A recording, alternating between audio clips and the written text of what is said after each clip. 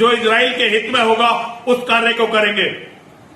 हम ये चाहते हैं कि मोहम्मद और मोहम्मद की शैतानी किताब को मानने वाले लोग इस धरती से मिटा दिए जाएं। इसलिए हम आपका साथ देना चाहते हैं।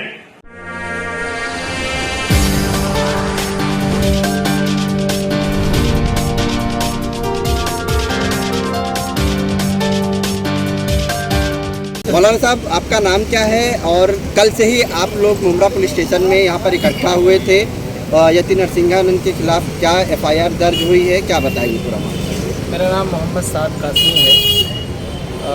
एक खबर वायरल हो रही थी, वीडियो वायरल हो रही थी, जिसमें यूपी के गाज़ियाबाद से ताल्लुक़ रखने वाला यति नरसिंहानंद सरस्वती ने, जो सीरियल ऑफेंडर है, इससे पहले भी उसने अल्लाह के नबी सल्लल्लाहु अलैहि वसल्लम की शान में गुस्ताखी की है, कुरान करीम के ताल्लुक़ से बुरा भला कहा है, मुसलमानों के ताल्लुक़ से बुरा भला कहा है और हमेशा टेढ़ निर्माण की बातें करता रहा है। उसने फिर एक बार अल्लाह के नबी सल्लल्लाहु अलैहि वसल्लम की शान में गुस्ताखी की और उस वीडियो को देखने के बाद हमने पुलिस से हेल्प लिया और उसके ऊपर एफआईआर दर्ज करने के लिए हम यहाँ आए थे।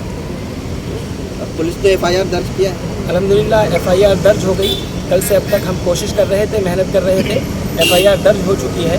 अफसोस की बात यह है कि अल्लाह के नबी सल्लल्लाहु अलैहि वसल्लम जो पूरी इंसानियत के लिए रहमत है और जिन्होंने पूरी ज़िंदगी में कभी किसी गैर को या अपनों को किसी को तकलीफ़ नहीं दी, हत्ता कि जानवर तक उनसे मामून रहे, अब हालत यह है कि हर कोई बंदा हमारे मुल्क में जो भी मुंह उठाता है और अनाप शनाप जो जिसके दिल में आता है वो बकता रहता है। और अल्लाह के नबी सल्लल्लाहु अलैहि वसल्लम की ज़ात वो ज़ात है कि जिनके लिए मुसलमान अपने घर को, अपनी जायदाद को, अपने वालिदैन को, अपने बच्चों को, अपना सब कुछ कुर्बान कर सकता है उनकी शान में अगर गुस्ताखी हो जाए तो ऐसी शख्सियत के ऊपर अगर कोई उंगली उठाता है या कोई गलत लफ्ज़ इस्तेमाल करता है, मुसलमान कभी इसको बर्दाश्त नहीं कर सकते हैं। अभी उसको गिरफ़्तार किया गया था, जेल गया, वापस आया है, बेल आउट आदमी है और वो इस तरीके से जुर्रत के साथ में अल्लाह के नबी सल्लल्लाहु अलैहि वसल्लम की शान में गुस्ताखी करता है।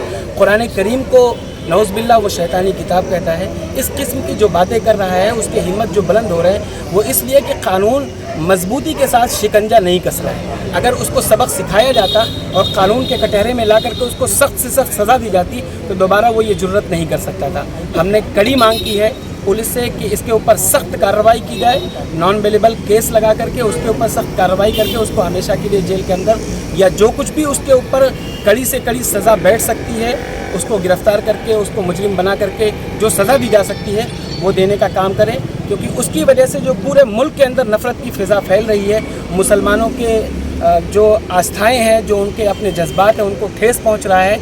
ये चीज़ कल के दिन, क्योंकि मज़हब का जुनून जब सर चढ़ करके बोलता है तो फिर इंसान किसी को कोई भी हो खातिर में नहीं लाता, किसी भी मज़हब का आदमी हो। इसलिए ये बात बहुत संगीन है और इसको पुलिस को, डिपार्टमेंट को और तमाम ज़िम्मेदार इदारों को बहुत संगीनी इसकी समझ करके इसको सीरियस लेना चाहिए और आगे के इक़दाम बहुत फौरी तौर पर करके उसको गिरफ़्तार करके मुजरिम बना करके उसको कटघरे में पेश करना चाहिए और सख्त से सख्त सज़ा देनी चाहिए। जजील भाई, कल से आप लोग पुलिस स्टेशन में हैं, लेकिन एफआईआर दर्ज करने में इतनी देरी क्यों हुई, 2 दिन क्यों लगा और क्या क्या धाराएँ लगाई गई? अस्सलाम वालेकुम रहमतुल्लाहि व बरकातुहू।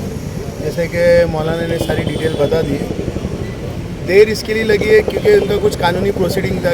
उसने जो भी अच्छा बुरा बोला है वो यूपी साइड में बोला है, तो उसके अंदर यहाँ के जो मुकामी लोग थे, बहुत सारे मुकामी लोग थे, सैफ भाई था, शानू भाई थे और मैशर भाई थे और काफ़ी लोग थे, अली भाई थे, सब ने जो है दबाव डाल के इसको यहाँ पर एफआईआर को दर्ज किया।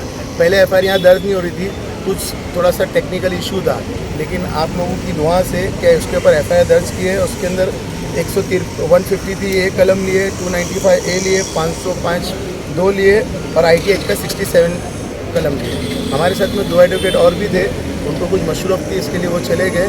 ये सब अल्लाह का एहसान है, ये सबकी मेहनत से हुआ था। 2 एडवोकेट थे, अपने एडवोकेट जब्बार भाई और एडवोकेट शारिक शेख, ये इन सब की मेहनत से अल्लाह ने जो है इसको कामयाब किया। अब मैं माध्यम से इतना ही बोलना चाहूँगा पुलिस प्रशासन को कि उसको गिरफ़्तार करे और इस चीज़ को बोलने के ऊपर उसके ऊपर लगाम लगाए, क्योंकि ऑलरेडी उसको सुप्रीम कोर्ट का जो है गाइडलाइन है और वो बेल आउट इसी के ऊपर है कि आगे ये ऐसी चीज़ों के ऊपर वो कोई आप सल्लल्लाहु अलैहि वसल्लम के बारे में वगैरह इसके ऊपर कुछ बोले नहीं। बस इन लोग अपने आप को फेमस करने के वास्ते मुसलमान के सेंटिमेंट को हट करते हैं। शानू भाई, क्या कहना चाहोगे आप सुबह से आने के बाद जिस तरीके से देरी हुई है एफआईआर में, तो उसको लेकर आपका क्या कहना है? देखिए, ऐसा है कि डिपार्टमेंट गाज़ियाबाद, भिवंडी, इस सभी लोगों का लगा उधर उन जगह पे लोग एफआईआर करने के लिए आगे आ रहे हैं, ऐसा उनका कहना था। लेकिन जब सभी उलमा और जिम्मेदार यहाँ पे पहुँच चुके, अब हमारा यही बोलना था कि आज लोगों ने पैटर्न बना लिया कि आप मुसलमानों को बदतमीजी कर लो, उनके नबी के बारे में बोल दो, उनकी किताबें, आसमानी किताबों के बारे में बोल दो, तो ये सहन करा नहीं जाएगा हरगिज़। ये देश लॉ से चलेगा, कानून से चलेगा। अगर आपने किसी की भी धर्म, देखिए हमारे नबी ने एक साफ संदेश दिया, आप किसी भी धर्म के बारे में ना बुरा बोले। तो जब हमारे नबी का एक साफ संदेश है कि आप किसी भी धर्म के बारे में बुरा ना बोले, तो हम हमारे धर्म के बारे में क्यों गलत सुने और उनकी किताबों के बारे में क्यों गलत सुने? देश लॉ से चलेगा, कानून अपना काम करे, ये हम बताने आए। हम कोई प्रेशर और न्याय से देश चलेगा। गलत बोला है, सेंटीमेंट हर्ट हुआ है, मुसलमानों को काट देना चाहिए, कत्लेआम कर देना चाहिए, ऐसी भावना करके अगर देश के अंदर वातावरण खराब होगा तो इसके जिम्मेदार कौन लेगा?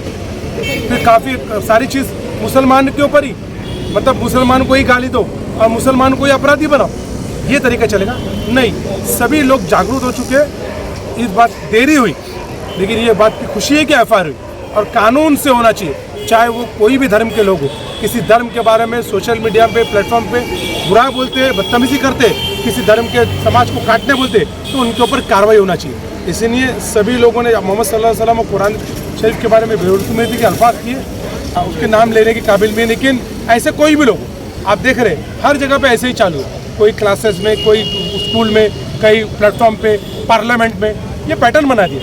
कानून अगर अपना काम करेगा और कानून सख्त हो जाएगा तो लोग ऐसी हरकतें करने से बचेंगे, देश हमारा टूटने से बचेगा। पुलिस प्रशासन से यही रिक्वेस्ट है कि उसे जल्द से जल्द गिरफ्तार करे। जिस तरीके से वो अपनी ज़बान से गंद मचाता है, जिस तरीके से यानी वो अपनी यानी ज़बान से लोगों के यानी दिल दुखाता है, ऐसे गुस्ताख रसूल को बीच रास्ते पे लाकर पुलिस को उसको मारना चाहिए। हमारी पुलिस प्रशासन से रिक्वेस्ट है कि एक यानी एग्जाम्पल सेट करे। ये हिंदुस्तान की जो खूबसूरती है, जो यानी हमारी गंगा जमुना तहजीब है, जिसके चलते आज ये देश चलते आया है, उसे वैसे ही रहने दे।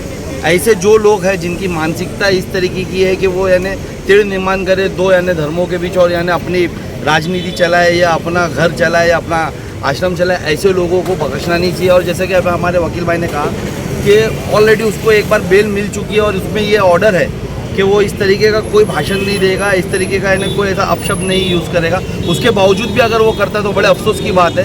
फिर पुलिस प्रशासन को उस पर सख्त से सख्त कार्रवाई करनी चाहिए।